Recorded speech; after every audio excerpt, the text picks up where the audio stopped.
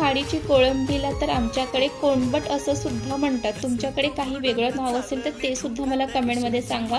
तर इथे बघा मी मस्त अशी खाडीची कोळंबी ही साफ करून घेतलेली आहे। आणि खाडीची कोळंबी असेल की त्याचं वरचं जे कोटिंग असते ते काढायचं नसतं, कारण त्यातच खरी चव असते।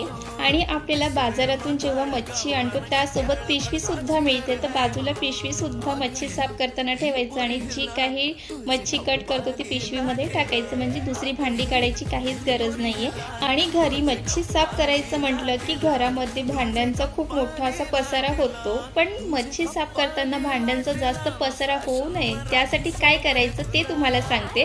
व्हिडिओमध्ये तुम्ही पाहू शकता की एका साईडला मी मच्छी सोबत जी पिशवी मिळाली त्याचं सुद्धा मच्छीची जी काही डोकं वगैरे साफ करून त्यामध्ये टाकणार आहे, म्हणजे तिथेही आपलं एक भांडं वाचलेलं आहे।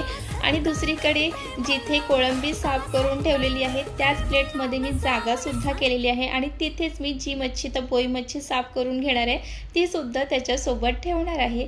तर अशा ह्या छोट्या छोट्या टिप्स तुम्हाला फॉलो करायच्या आहेत, म्हणजे जास्तीत जास्त भांड्यांचा पसारा होत नाही